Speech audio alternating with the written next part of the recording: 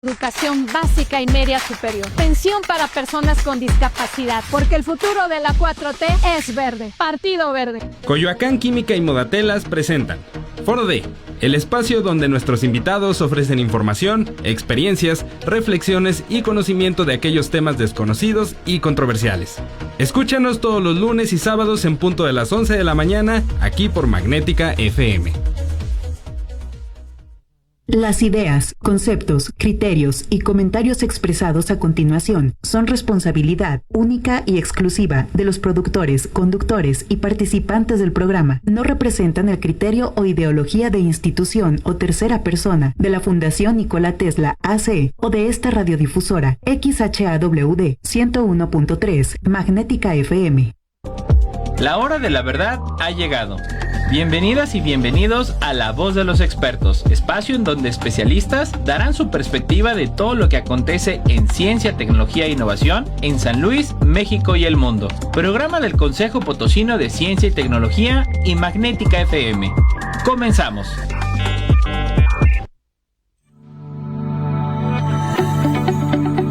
Hola, ¿qué tal amigos? ¿Cómo están? Muy buenas tardes, saludándole desde el punto más alto de San Luis Potosí, México, desde Magnética en el 101.3 de FM.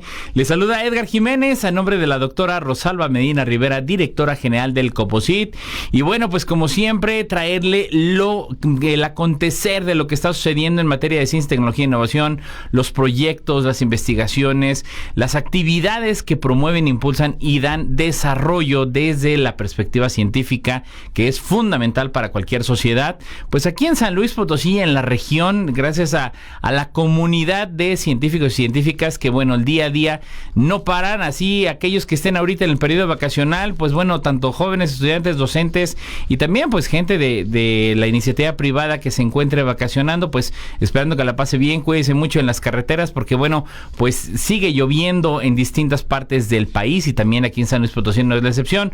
Cuídese mucho, por favor, respete la señalética, las indicaciones de las autoridades, sobre todo en materia de tránsito. Y bueno, pues a cuidarnos todo y a mantenernos informados. El día de hoy quiero decirle, bueno, platicaremos un proyecto por demás interesante y de alto impacto, en especial en la región huasteca, que bueno, pues tantos desafíos y retos presenta, y de verdad es que me da un gusto, alguien que ya tengo muchos años de conocer, alguien incansable de verdad, y bueno, desde la Facultad de Ciencias Químicas de la máxima casa de estudios, que bueno, el día de ayer ya iniciaron oficialmente su periodo vacacional. Pásenla bien y felicidades también a aquellos que, bueno, van a iniciar su ciclo en la máxima casa de estudios ya el próximo mes de agosto. Y bueno, pues nuestro invitadazo del día de hoy, me refiero al doctor Marco Antonio Sánchez Castillo, investigador de la Facultad de Ciencias Químicas de la UASLP. Doctor, un gusto tenerlo aquí en el programa. Encantado de estar aquí con usted, con la audiencia.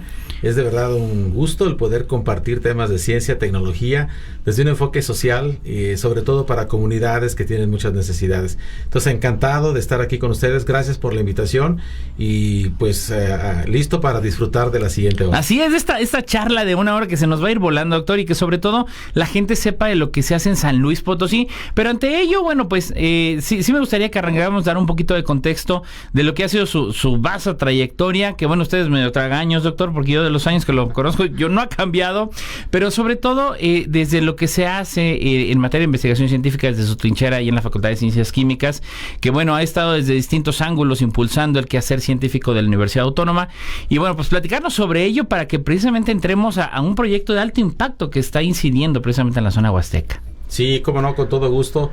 Bueno, pues de manera ininterrumpida estoy desde el 2004 en la Facultad de Ciencias Químicas, pues en cumplimiento de todas las funciones sustantivas de la institución, preferentemente la parte de docencia, la parte de investigación, la de vinculación y también la de gestión, que son muy importantes todas y cada una. Más recientemente, en los últimos años, quizás desde 2018, 2019, nosotros empezamos a focalizar nuestro interés profesional en torno a problemas nacionales, a problemáticas que son cotidianas, que han sido recurrentes en las últimas décadas y que reclaman urgentes soluciones que sean prácticas, que sean viables y sobre todo que se traduzcan realmente en algo práctico para la sociedad. Claro. Nosotros, desde nuestra perspectiva como ingenieros químicos de formación y aprovechando pues la infraestructura y el perfil del personal académico de la Facultad de Ciencias Químicas, nos focalizamos en preguntarnos de qué forma podríamos nosotros contribuir a algunos aspectos que tenían que ver, por ejemplo, con energías, cómo satisfacer, por ejemplo, el desbalance de energía en algunos procesos productivos, preferentemente, digamos, el sector industrial o el sector de servicios en San Luis Potosí.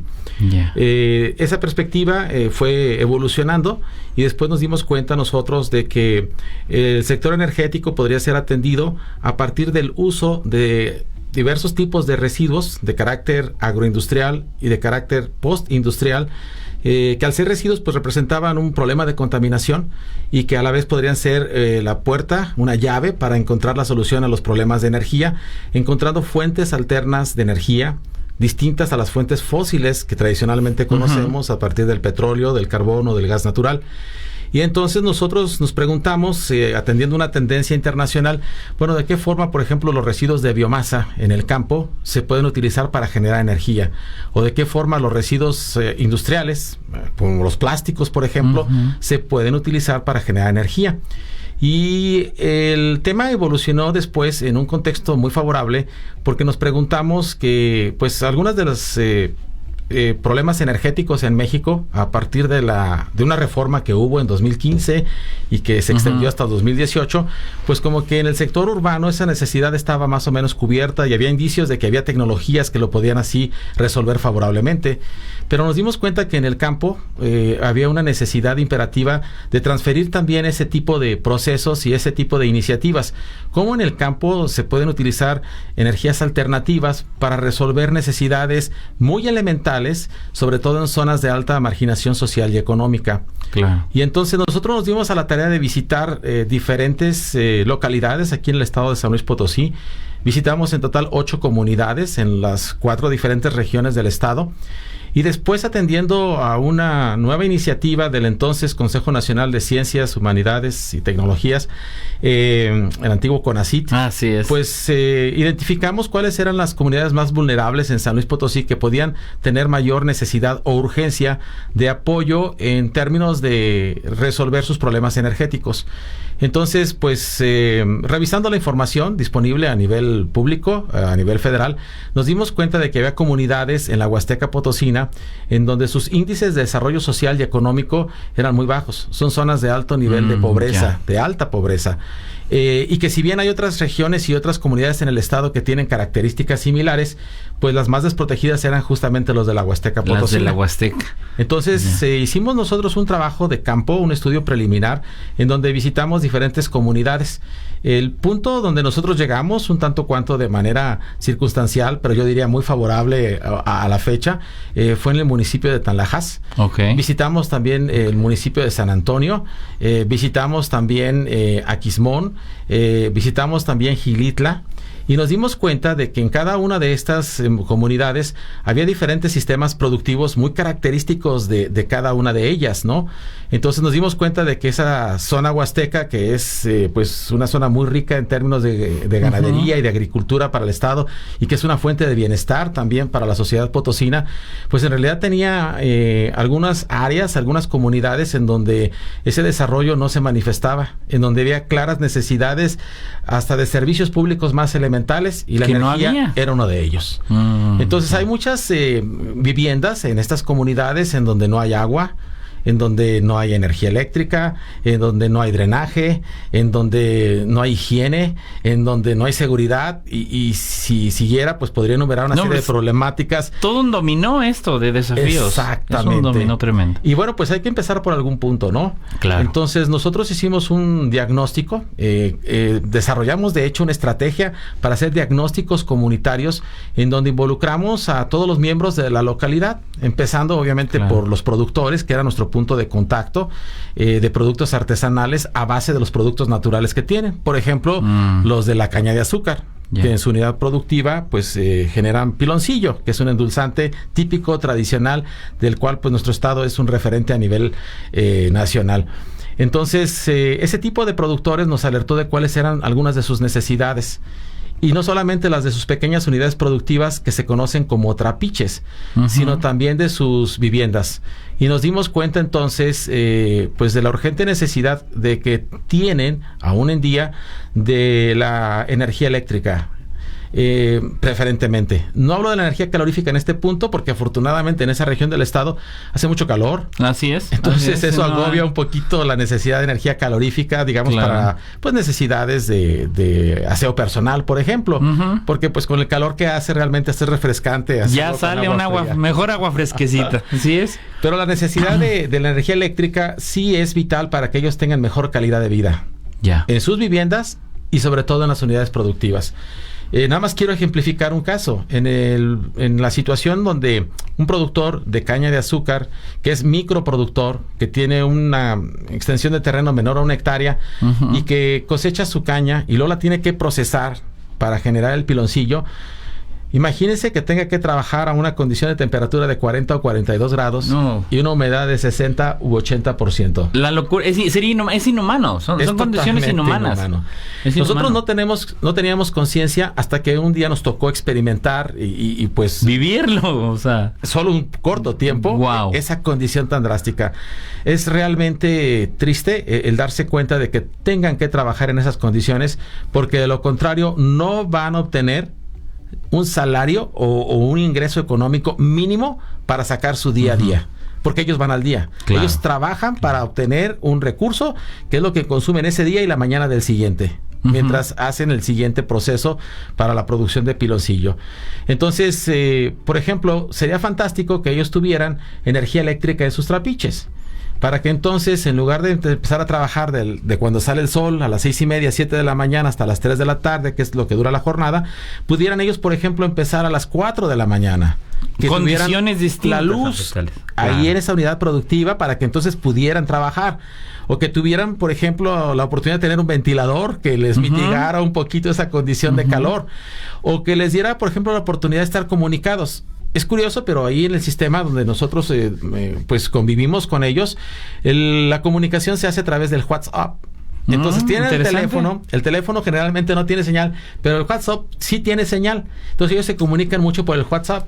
Y entonces, por ejemplo, ellos nos dicen, es que me gustaría tener energía eléctrica para cargar mi teléfono. Para cargarlo, claro. O tienen, por ejemplo, el caso de la radio. Yo no entendía por qué el caso de la radio, pero es que hay una estación de radio en donde les comparten las noticias de la familia o de las comunidades en náhuatl o en Tenec. Ya. Y entonces ellos lo sienten con un medio cercano de comunicación. No se sienten aislados cuando tienen el radio o tienen el teléfono.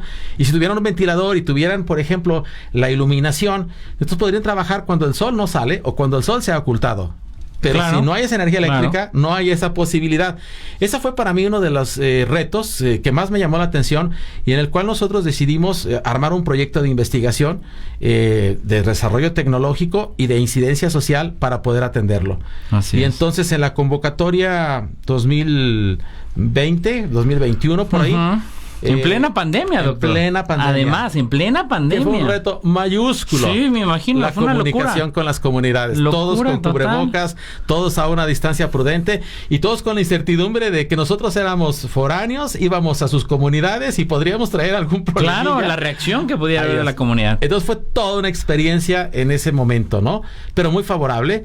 Y finalmente pudimos establecer un proyecto en donde el objetivo era utilizar los residuos de las unidades productivas, de los trapiches, y los residuos de la comunidad para tratar de generar energía eléctrica para sus unidades productivas y para las viviendas. Déjeme ir rapidísimo un corte porque esto se está poniendo buenísimo. Estamos iniciando apenas La Voz de los Expertos. Estamos platicando con el doctor Marco Antonio Sánchez Castillo de la Facultad de Ciencias Químicas de la máxima casa de estudios. Estén disfrutando de las vacaciones aquí en compañía de Magnética en La Voz de los Expertos. Volvemos.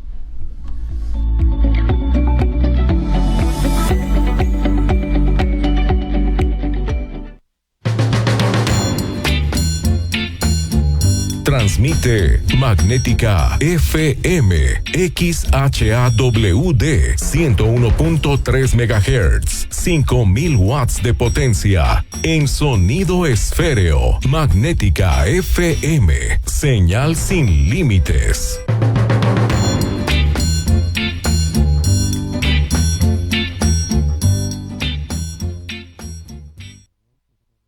Es la hora 16:17 minutos. La temperatura 26 grados, 7 décimas. La humedad 44%. Llega a tus oídos Conscientemente, el espacio de salud mental sin tanto rollo. Soy Adrián Izar, psicólogo, y junto con expertos de primer nivel te hablaré de trastornos mentales, mitos, terapias y soluciones reales. Un programa fresco, científico y claro, donde preguntar no da miedo y entender es posible. Acompáñanos todos los lunes de 7 a 8 de la noche por Magnética 101.3 FM. Conscientemente, tu salud mental en las mejores mentes.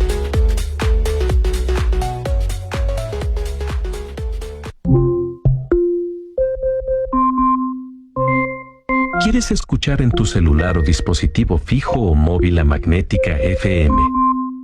Solo pide a Alexa: Alexa, quiero escuchar Magnética FM. Fácil.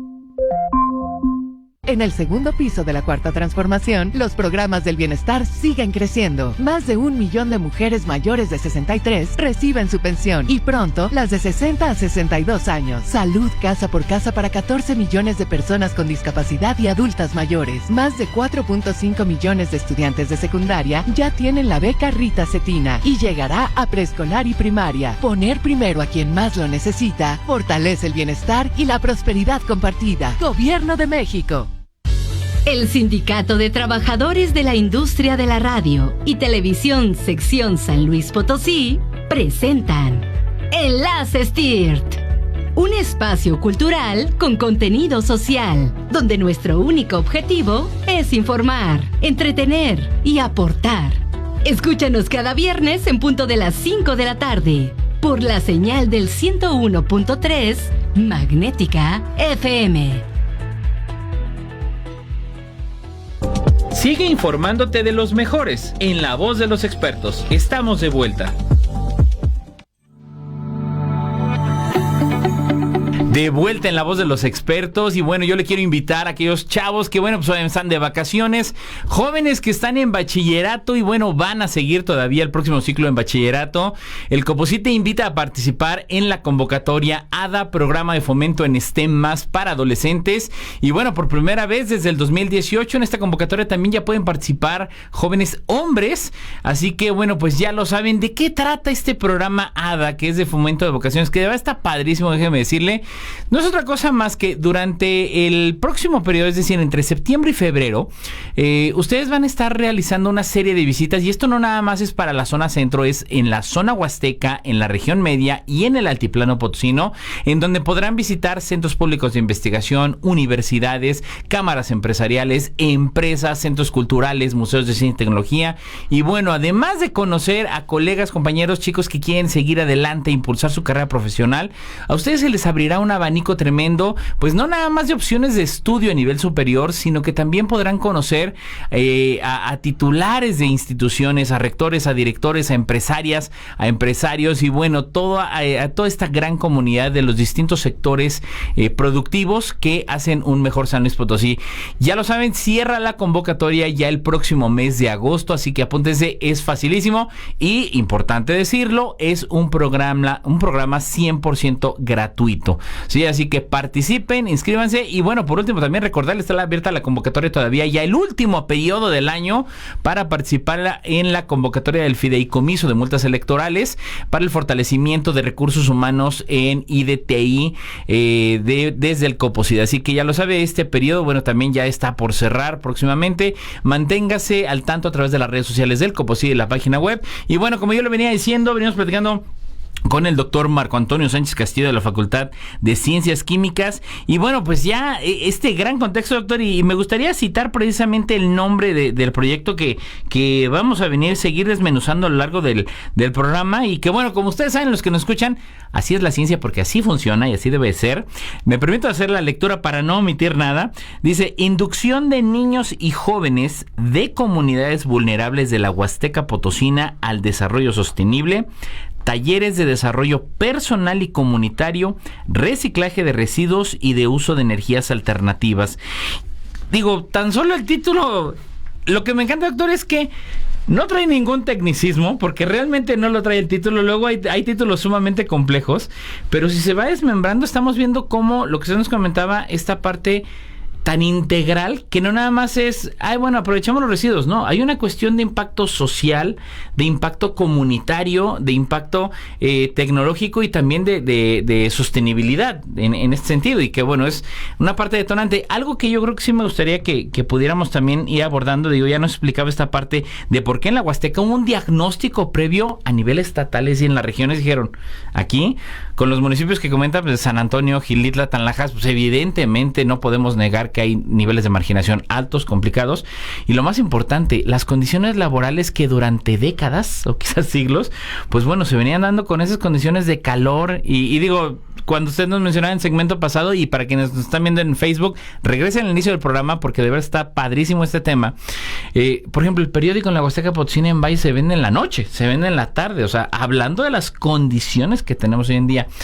¿De qué manera, cómo se integró el equipo, digo, a partir de este diagnóstico y todo eso? ¿Quiénes se sumaron? ¿Cómo fue integrando usted pues este equipo de trabajo? Y más, reitero, lo decíamos al final del segmento pasado, ¿cómo haberlo logrado en plena pandemia? Que eso creo que lo hace hasta más complejo aún, ¿no? Sí, definitivamente ese fue el principal reto, porque llegamos en plena pandemia con las condiciones que todos conocemos existieron. Y entonces el otro tema fue un problema de comunicación inicialmente. Ya. Porque la comunicación, pues la mayor parte de la población habla Tenec, el 80% de las comunidades hablan Tenec.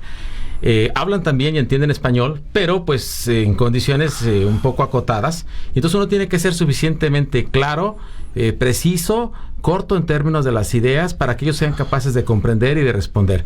Entonces el proceso de comunicación fue otro reto que después fuimos resolviendo y que al cual obedece también este tipo de proyectos que recibimos el apoyo de parte de Coposit. Pero lo que para mí es fundamental es que llegamos a hacer un tema de energía. Y cuando nosotros les dijimos por qué tendríamos que ser el tema de energía, ellos nos dijeron, ¿para qué quiero energía si en la casa yo no tengo una licuadora? No tengo un refrigerador. Problemática social también de una televisión. Claro. Entonces, ¿cuál es tu problemática? Mi problemática es que si yo voy a la unidad productiva y saco mi producto, pues en la tarde llega alguien que se conoce como un intermediario, que me compra el producto a un precio muy bajo, luego lo vende él después a un precio muy alto, y el que tiene el beneficio económico de mi esfuerzo y mi trabajo, pues es el intermediario. Entonces yo quiero que me ayuden a romper ese esquema. Y eso es un reto mayúsculo. Tremendo. Porque entonces tenemos a una perspectiva que ya es económica, a una perspectiva que ya es social, que ya es cultural. Y entonces el proyecto empieza a tomar otras dimensiones. Para hacer una historia muy corta, nosotros decidimos ayudarlos a optimizar sus procesos artesanales para la producción de piloncillo desde una perspectiva tecnológica, mejorando la cantidad de producto que generaban, es decir, la productividad, mejorando la calidad del producto, y después de ofrecerles un mejor producto en términos de calidad y cantidad, tomamos un reto mayúsculo para nuestro perfil y decidimos entonces inducirlos al emprendimiento social. Hasta el emprendimiento. Ese tema es fundamental, porque significa que yo le tengo que dar la confianza, desarrollar la autoestima y darle las herramientas o las habilidades básicas para que entonces él mismo se convenza de que puede vender sus productos artesanales en forma directa en el mercado, en la plaza, exacto, en Valles, en San Luis Potosí. Y eso de palabras es muy fácil, pero al momento de implementarlo es una labor titánica, y decidimos ejecutarla.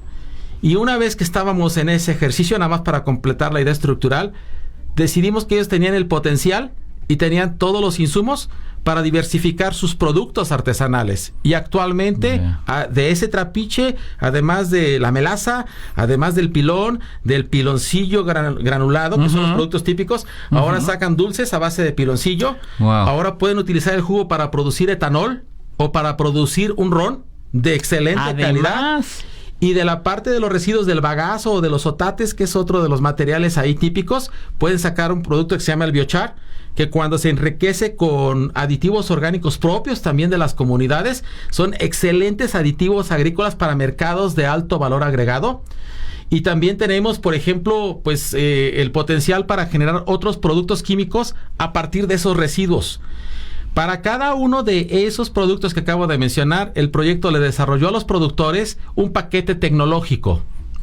en donde de manera simple, accesible a su entendimiento, se les dice cómo pueden ellos utilizar lo que está en su unidad productiva para generar ese producto y cómo pueden ellos recibir un proceso de inducción para comercializarlo en forma directa y evitar el intermediario.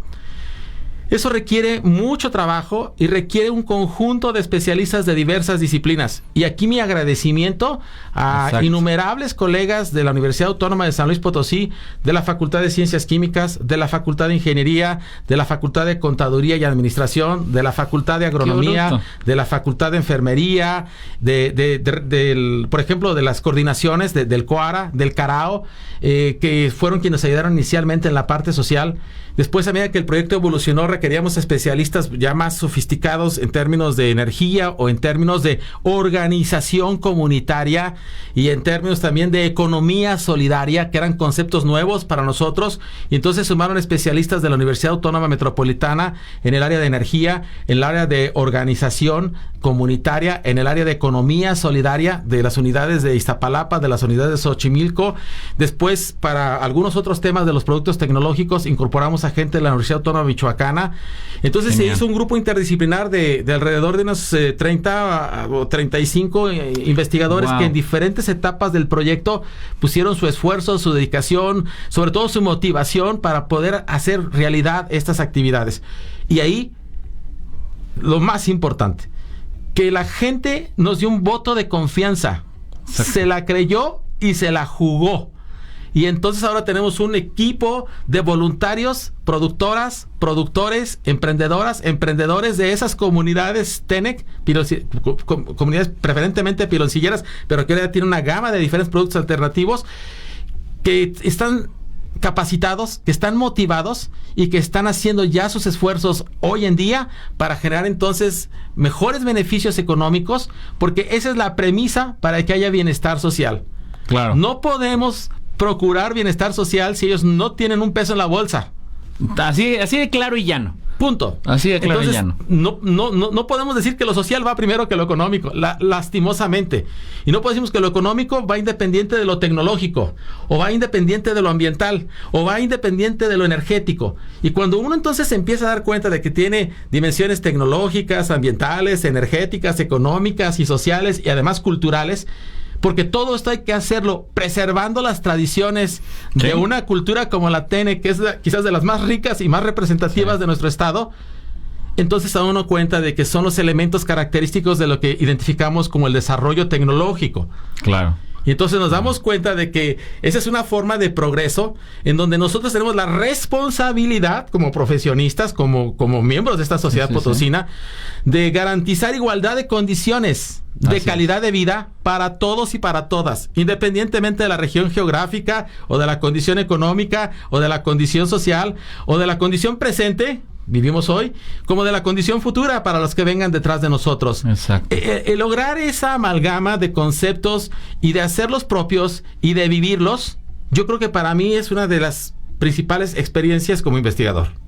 Sí, porque ahí se ve el producto y digo, hasta de psicólogos terminaron haciéndola, doctor, porque de alguna manera, pues este tema de negociación de entrar en la barrera cultural, pues es que el durísimo. El tema es increíble porque después nos damos cuenta de que si yo quiero tener realmente una incidencia y un impacto en la forma de ser, de pensar y de trabajar del productor, no puedo hacerlo si no lo trabajo conjuntamente con la familia, porque es un sistema agrícola que es familiar o productivo que es familiar. Son estructuras familiares. ¿Quién trabaja en el trapiche? Papá, mamá, los niños, independientemente de las edades, y los abuelos o la gente mayor.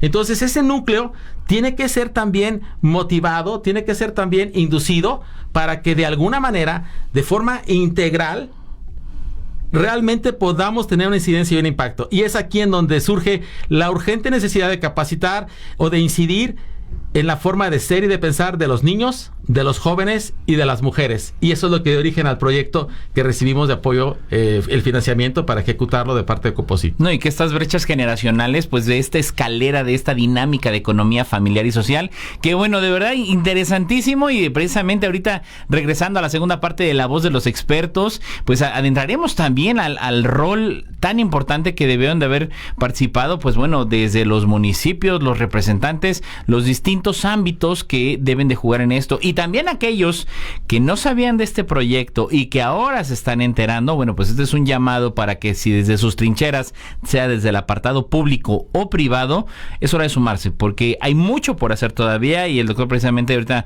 seguimos desglosando este gran proyecto que tiene una fuerte incidencia, que seguramente va a romper fronteras hasta más allá de nuestro México, y seguramente porque ahí vienen también otras participaciones desde Sudamérica que estaremos platicando. Y bueno, pues estamos llegando ya a la mitad de la voz de los expertos. Estamos platicando con el doctor Marco Antonio Sánchez Castillo de la Facultad de Ciencias Químicas de la Universidad Autónoma de San Luis Potosí. No se vaya, volvemos.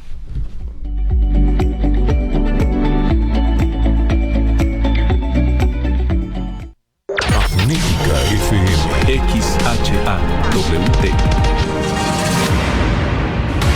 Magnética FM 101.3. 5000 watts de potencia, emitidos desde Loma Blanca 198, Colonia Loma Dorada, en la zona platino de San Luis Potosí capital.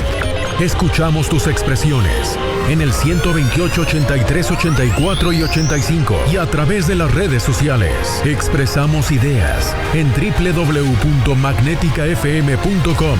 Transmitiendo en sonido esféreo. Magnética FM.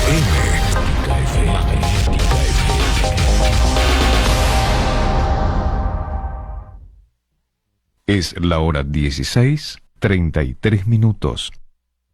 La temperatura 25 grados, 7 décimas. La humedad 47%. Magnética FM en tu celular y en el mundo. www.magneticafm.com. Sonidos de México. Con la llegada del siglo XXI, el rock mexicano volvió a transformarse. Las nuevas tecnologías permitieron que muchas bandas crearan su música sin depender de grandes disqueras. Desde su cuarto podían grabar, mezclar, diseñar el arte del disco y subirlo a internet. Así nacieron sellos independientes y una escena que comenzó a crecer desde abajo, pero con mucha fuerza. Una red social fue clave, MySpace. Ahí empezaron a sonar nombres que hoy son referentes de la música indie en México: Austin TV, Hello Seahorse, Porter, Quiero Club, Los Fancy Free y Los Dynamite. La escena se diversificó, nuevas propuestas y nuevos públicos. Aparecieron bandas como Zoé, Rey Pila y solistas como Leonardo de Lozane, León Larregui y Siddhartha. También grupos como Enjambre o The Warning, que pasaron de tocar en foros pequeños a llenar Palacio de los Deportes e incluso el Foro Sol. Hoy tenemos plataformas como YouTube o Spotify, donde podemos escuchar lo que queramos con un par de clics, pero aunque son accesibles, no generan grandes ingresos para los artistas. Por eso el formato físico sigue siendo clave para apoyar la música que amamos. No dejemos que se pierda.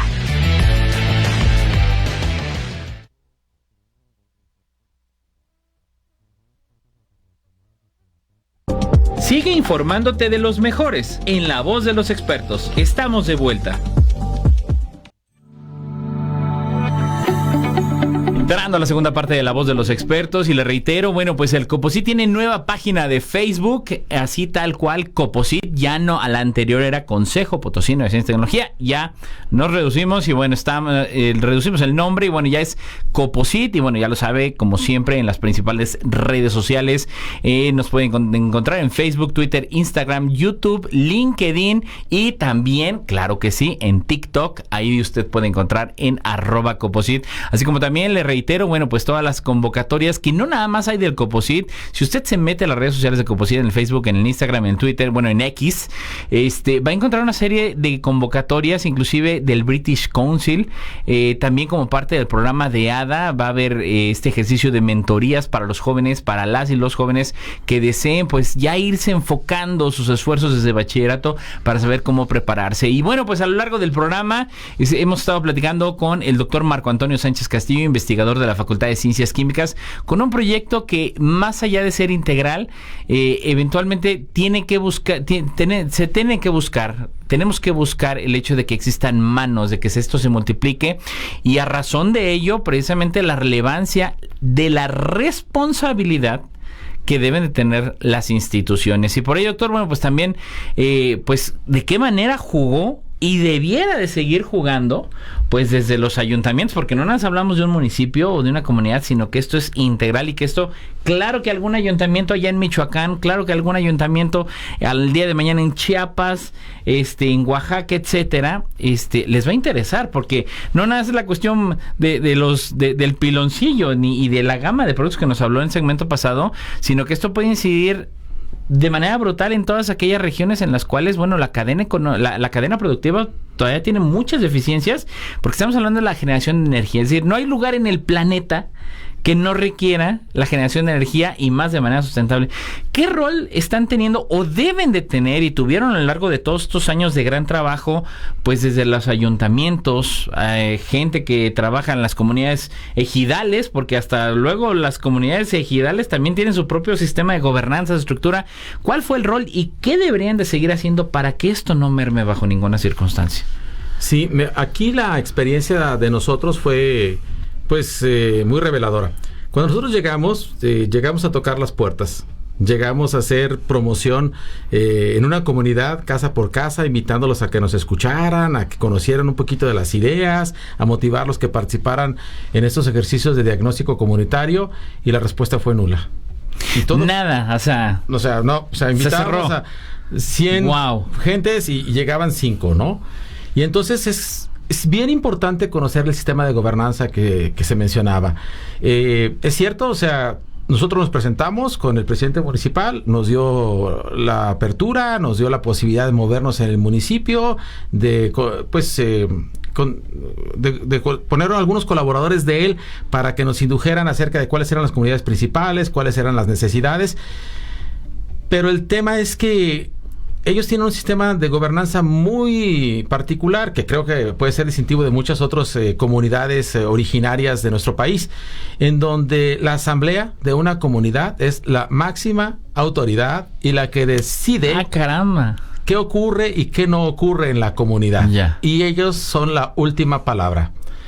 Entonces, ellos tienen un sistema de jueces auxiliares o de comisariados ejidales, que son los que, dependiendo de la naturaleza y de las características de la comunidad, son los líderes y los responsables y los que liderean la realización de estas asambleas.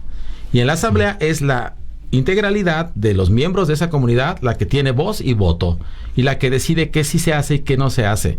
Entonces, cuando nos dimos cuenta de eso y nosotros nos recurrimos a estas autoridades locales y pedimos una oportunidad de hablar en la asamblea, fue un punto de inflexión maravilloso. Ahí cambió.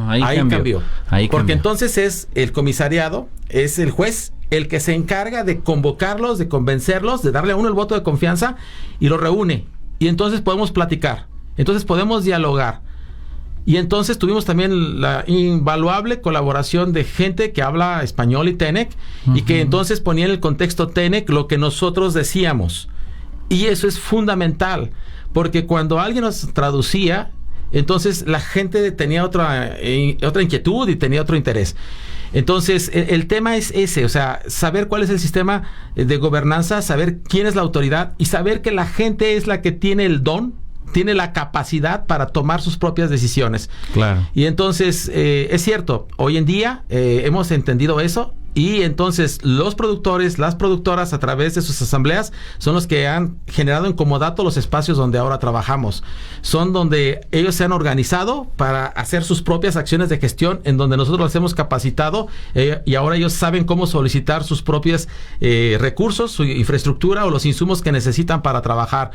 Es cierto, en esta nueva administración municipal, los presidentes municipales de los municipios que hemos mencionado ya adquirieron una nueva conciencia del proyecto, y el ejemplo más delatador es que en Tanlajas, por la gestión de la comunidad, recibimos en comodato un espacio de más de 300 metros cuadrados de parte del municipio, en donde instalamos nosotros un centro de innovación para la valorización sostenible de residuos y de recursos naturales. Residuos agroindustriales y los recursos naturales que tienen, que pueden ser frutas, que pueden ser también el sol, que pueden ser también el viento, y que todo nos posibilita entonces para integrarlo de manera armónica en este ejercicio en donde propiciamos desarrollo tecnológico mediante proyectos que resuelven necesidades puntuales que ellos tienen en su comodidad.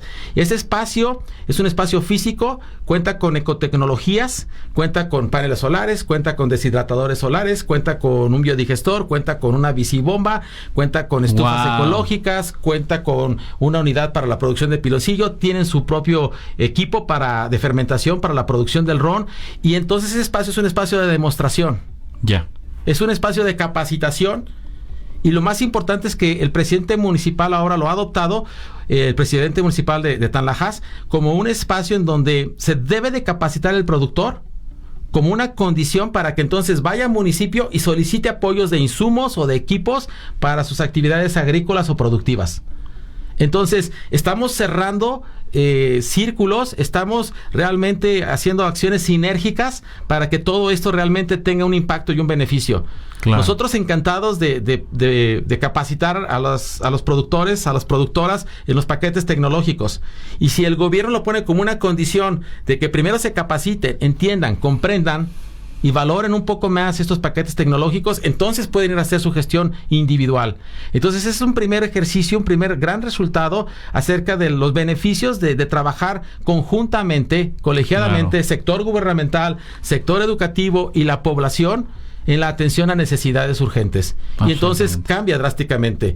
Y ahí también viene el otro elemento importante: la familia y los niños, los jóvenes y las señoras. Entonces, nosotros tuvimos la suerte de visualizar al inicio del proyecto la importancia de concientizar a los niños, a los jóvenes, a través de las instituciones educativas primarias, secundarias y preparatorias, que han sido muy colaborativas y que siempre nos han abierto las puertas para ir y platicarles a los niños la importancia de que validen y valoren el valor de la persona. Que ellos valen por sí mismos, que tienen derechos. Sí, lo que decía, trabajar hasta la autoestima de los niños. Y que los jóvenes se den cuenta de que tienen el derecho a la educación. Y que la educación les abre un espacio para mejor calidad de vida. Para que ellos mismos, sus familias vivan mejor, y que entonces aspiren a ser ingenieros, o que aspiren a ser médicos, o que aspiren a ser diseñadores, lo que quieran. Exacto. En comparación con la idea que tienen de repente, pues que se van de traileros, o que se van de meseros, o que se van a trabajar a la zona industrial de Monterrey, o de San Luis Potosí. O actividades hasta indebidas también. Que todas son actividades pues buenas, ¿no? Cuando se hace con profesionalismo y con responsabilidad, pero que no se traducen entonces en un beneficio a futuro para la comunidad. Para la misma comunidad. Entonces, que quede en casa. El ejemplo de este ejercicio, de hacer esta difusión del desarrollo sostenible, del valor de la persona, de la familia, de la comunidad, del medio ambiente tan fantástico que tienen a su alrededor, en donde tienen frutas, en donde tienen otro tipo de productos agrícolas, en donde tienen también espacio para la ganadería, dependiendo del sector donde se mueven, que lo valoren, que lo respeten, que lo cuiden. Claro. Y como todos sabemos de que finalmente se generan residuos en todos los entornos, en el agrícola, en el ganadero y en la familia, pues que entonces se den cuenta de que tienen entonces que recuperar esos residuos y tienen que hacer una, digamos, labor de gestión para saber cómo separarlos y cómo dirigirlos para algo que se conoce como el reciclaje, que puede recuperar alguno de esos productos y los puede reincorporar a la cadena de valor. Y que cuando eso no puede ocurrir, existen entonces otras estrategias para seguir sacando valor agregado de esos residuos. Probablemente en otra cadena productiva, probablemente en otro tipo de producto, en otro tipo de servicio. Pero ese concepto es vital. Y para nuestra sorpresa, entre más jóvenes son los estudiantes, mejor lo aprenden, mejor lo absorben y más entusiastamente dan ejemplos de cómo lo podrían utilizar. Ya. En este ejercicio de difundir estos temas que acabamos de comentar, desarrollo sostenible, economía circular, valorización de residuos y de ver la parte social para el individuo, para la familia y para la comunidad, lo que a mí más me llamó la atención es que cuando uno se acerca y hace sus actividades lúdicas para tratar de inducir esos temas entre los niños, preferentemente en primaria, es increíble cómo los niños de primaria responden a las preguntas, se pelean por dar la respuesta, son creativos, generan ideas, se les ocurren cosas, no tienen pena. Y lo que es realmente sorprendente, cuando uno habla, por ejemplo, de reciclaje, un niño de primero de primaria en una comunidad lejana, en Tamuín, en Tanlajas, en San Antonio, en cualquiera de esas comunidades, ya escuchó del reciclaje. Ya hay este sentido de esa apropiación del concepto. Y cuando a su nivel uno dialoga con ellos, resulta que en el kinder los pusieron a hacer algún objeto a partir de residuos. ¿Algún taller? Sí, alguna alcancía o algún objeto decorativo o algún recipiente o una macetita. Tienen perfectamente claro el concepto de que tienen que recoger el residuo y de que lo pueden aprovechar para hacer algo a su gusto, a sus necesidades. Primero y segundo de primaria. Ahí está el capital. Dice uno, carambas, o sea, ¿cómo hasta acá esa información llegó? Entonces ahí mi felicitación de verdad para todos aquellos docentes del área, por ejemplo, pues desde kinder, desde jardín de niños, porque dentro de sus programas han sido, yo creo que muy profesionales y cumpliendo el programa o por iniciativa propia, ya han inducido a los pequeños ese entusiasmo, esa necesidad, esa pertinencia de valorizar sus residuos, de saber que algunos se pueden separar y se pueden reciclar y otros se tienen que separar y que se tienen que tirar apropiadamente. Y después también viene el otro sentimiento de que cómo es posible que cuando están ya en primero o segundo de prepa ya no tienen esa chispa. Ya no tienen esa creatividad. Ya se les olvidó quizás esos principios y esos valores que en tierna edad los tenían. Yeah. Entonces, de alguna forma, tenemos que también ser responsables de esa situación en donde este proceso de formación tiene que ser sostenido. Exacto. Este proceso de formación tiene que ser monitoreado. Este proceso de capacitación tiene que ser alentado. Y entre más elementos de ciencia y de tecnología se pongan sobre la mesa, de manera tan simple como una ecotecnología. Tienes un recurso natural, lo puedes transformar mágicamente en algo que te facilita hacer el trabajo, en algo que te da comodidad, en algo que te da la posibilidad de que estés pues con mejores condiciones de trabajo. No, claro. Y eso es muy fácil cuando se tiene la posibilidad de enseñarles. Exacto. Mira, este es un panel solar. Mira, este es un biodigestor, sale gas y puedes hacer esto o aquello. Oye, mira, esta es una visibomba y opera así. Oye, mira, si tienes frutos, los puedes deshidratar y les puedes extender el tiempo de vida y los puedes presentar de otra forma, y les puedes dar cierto sabor y características y suples un montón de productos que no te nutren.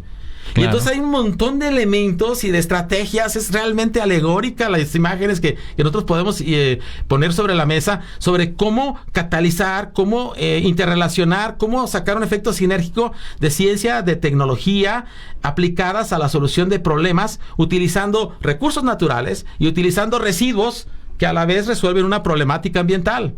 Entonces sí se puede. Claro.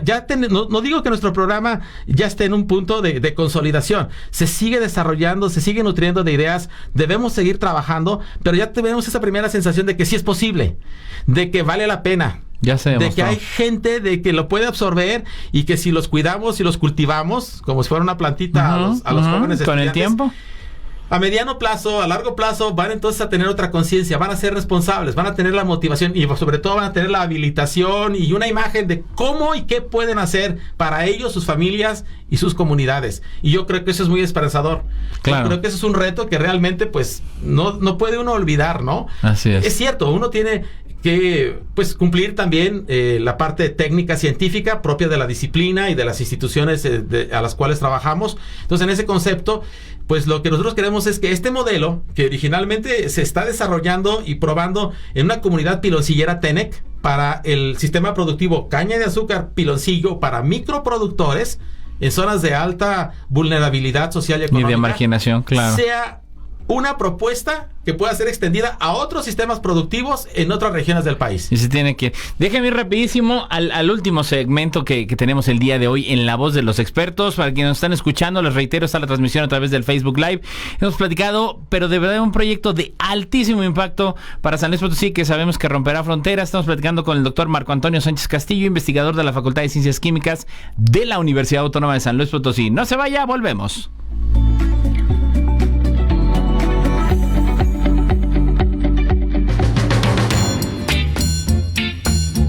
Transmite Magnética FM XHAWD 101.3 MHz, 5000 watts de potencia en sonido esféreo. Magnética FM, señal sin límites.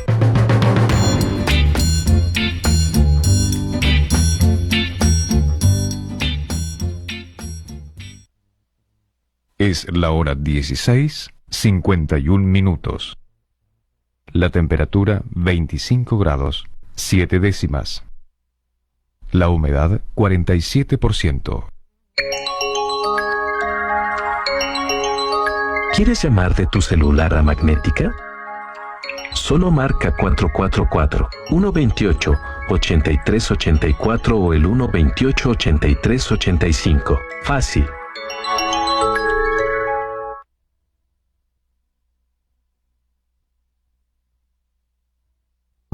Sigue informándote de los mejores en La Voz de los Expertos. Estamos de vuelta.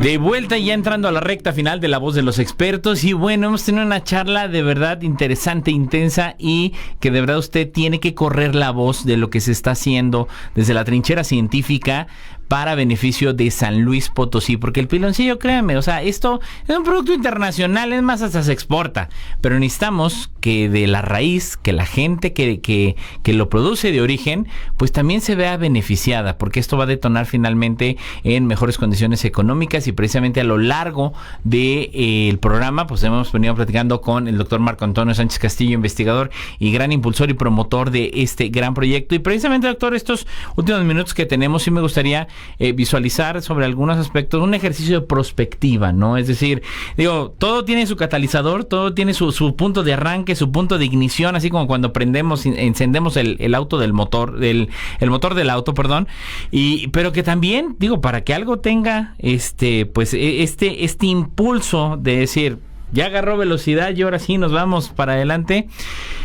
¿Qué se esperaría dentro de los próximos años? O sea, ¿qué se visualiza lograr? Además de qué se requiere, porque es momento también de que, como dicen en Navidad, nuestro wish list, nuestra lista de deseos, en decir, a ver, desde la trinchera gubernamental se requiere esto, no nada más bastó, y esto sí vamos a dejarlo muy en claro, con apoyo del Coposit, digo, el Coposit dio la ignición de alguna manera, pero pues bueno, no va a llevar a marcha un motor tan grande como este, y que también los desafíos que demanda desde el empresariado, desde la sociedad civil, en este ejercicio de prospectiva para que se logre eso, también, ¿qué deben de hacer? ¿Cómo deben de sumarse? Porque seguramente no todo es dinero, digo, las gestiones para abrir una puerta, romper una barrera cultural, pues no fue con dinero, sino fue por tocar puertas, gestiones, saber cómo entrar, entender la estructura, la gobernanza que tienen, y bueno, es un ejercicio que involucra muchos elementos.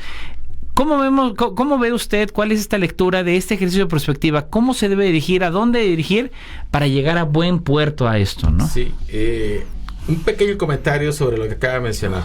¿Cómo es posible derribar la barrera cultural? El valor de la palabra. Eso. Cumplo lo que digo. Exacto. Para ellos esa premisa es vital. Es universal esto. Totalmente. Lo que usted acaba de decir es universal. Y se dan todo. Completamente. Así debiera ser. Sí. Concuerdo. Entonces, es universal. Eso nos abrió las puertas y eso nos ha dado el favor de la confianza de ellos. Ahora bien, técnicamente, ¿qué se puede hacer? Un productor se levanta con su familia a las 5 de la mañana, empieza a las 6, trabaja hasta las 3 de la tarde, saca 50 kilos de piloncillo granulado que se los paga como el intermediario decide.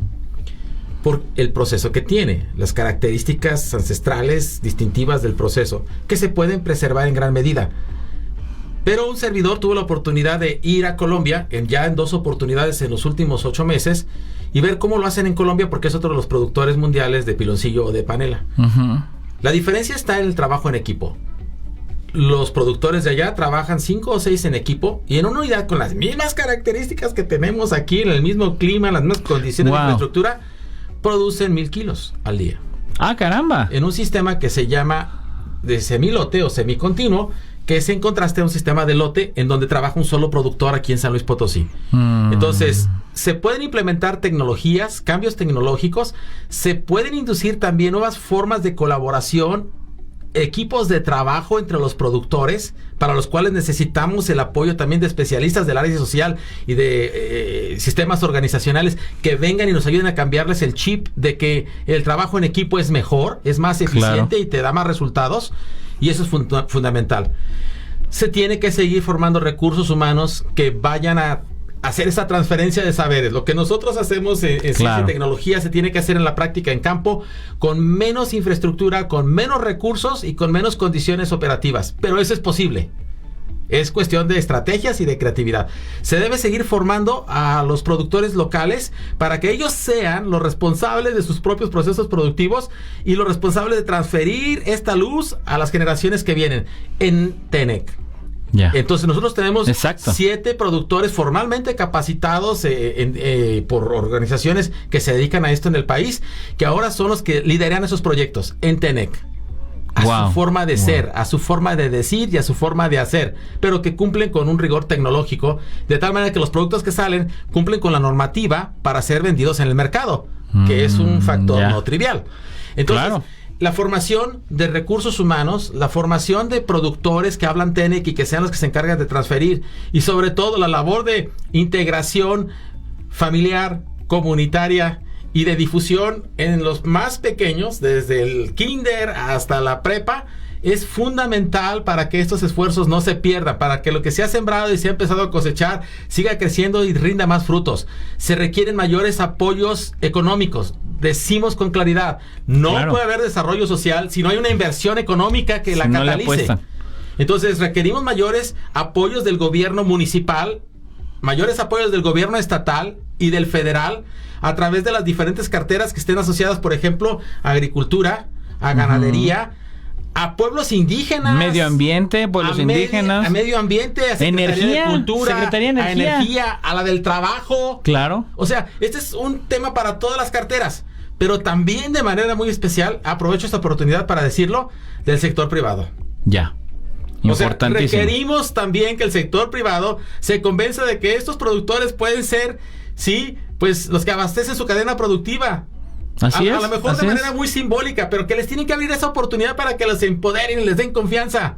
Para que nos apoyen también visoreando y siendo partes de este esfuerzo en el campo de algunas otras tecnologías que podamos implementar, demostrar y capacitar a los productores para que las puedan hacer en diferentes tipos de productos. Entonces el apoyo privado es también ahora muy importante. Claro. ¿Sí? ¿Por qué? Porque pueden apoyar con recursos económicos, pueden apoyar con equipos, pueden apoyar con capacitadores, pueden apoyar con imagen, pueden apoyar comprando productos, pueden apoyar de 1000 formas. Y ellos mejor que nosotros saben cómo pueden.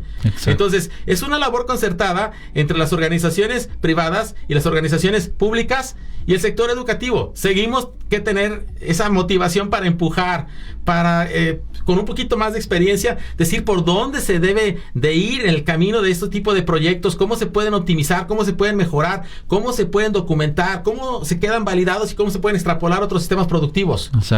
Porque nuestra experiencia es que habiendo hecho esto a un nivel en donde fuimos a una zona de alta marginación social y económica, tomamos residuos agroindustriales y los transformamos, esa experiencia nos permite ahora tener un proyecto equivalente de primer nivel de desarrollo tecnológico a nivel mundial, con 2 consorcios en Estados Unidos formalmente establecidos para la gestión de los residuos plásticos postindustriales.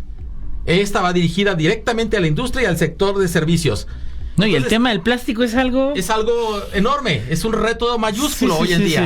Entonces, completamente. como un proyecto de una naturaleza tan social nos capacitó, habilitó para ir ahora al otro extremo de la cadena. Entonces habrá oportunidad de comentarlo algún día. Claro que sí. La invitación para estudiantes, profesores de nuestra institución y de otras a sumarse a este esfuerzo, particularmente de las instituciones educativas de la Huasteca. La invitación está abierta para ellos, para el sector gubernamental, que prodigue, que diversifique, que amplíe los apoyos de forma dirigida para ciencia, para tecnología, para formación de recursos humanos en edad temprana, y también la invitación para el sector privado de que abra sus espacios de captación de ideas y de responsabilidad social. Para que entonces pueda retribuir un poquito, no a nosotros, sino a estas comunidades que vale la pena invertirles. Es una urgencia, es una oportunidad enorme, Y sabemos nosotros que los beneficios a la larga no son para las personas, son para las comunidades, son para las sociedades. Es un efecto dominó. Doctor, ¿dónde lo pueden localizar? Porque seguramente algún empresario, alguna cámara empresarial dicen, bueno, ¿y dónde? ¿Cómo lo localizamos? Digo, yo estoy a sus órdenes en la Facultad de Ciencias Químicas de la Universidad Autónoma de San Luis Potosí. Soy responsable también de divulgación y de la parte de vinculación de esta facultad. Fabuloso. Tengo esa responsabilidad. Mi correo electrónico es masánchez, todo junto y con minúscula, masánchez, @uaslp.mx. Ya lo saben, doctor. Seguramente seguiremos hablando de este tema y tendremos un volumen 2, porque es importantísimo continuar y dar promoción a estos grandes proyectos de impacto. Doctor, ha sido un gusto, mi felicitación, y que bueno, se siga sumando esto en beneficio absolutamente de todos. Muchas gracias, un saludo a todos, hasta la próxima. Gracias, doctor. El doctor Marco Antonio Sánchez Castillo, investigador de la Facultad de Ciencias Químicas de la máxima casa de estudios. Yo le quiero agradecer a usted que nos acompañó durante esta tarde, y bueno, a nombre de la doctora Rosalba Medina Rivera, directora general del COPOSIT, yo soy Edgar Jiménez, y como siempre me despido con la frase de la serie Cosmos Mundos Posibles: mientras más nos pertenezca la ciencia a todos, menos probable es que lo utilicemos mal. Hasta el martes. Gracias por acompañarnos en La Voz de los Expertos. No lo olvides, todos los martes a las 4 de la tarde por el 101.3 de FM. Esta fue una producción del Consejo Potosino de Ciencia y Tecnología y Magnética FM. Te esperamos la próxima semana. Magnética FM XHAWT. Magnética FM 101.3. 5000 watts de potencia, emitidos desde Loma Blanca 198, Colonia Loma Dorada, en la zona platino de San Luis Potosí capital. Escuchamos tus expresiones en el 128, 83, 84 y 85 y a través de las redes sociales. Expresamos ideas en www.magneticafm.com. Transmitiendo en sonido esféreo. Magnética FM.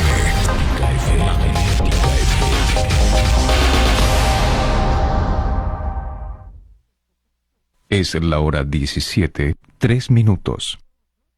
La temperatura 25 grados, 7 décimas.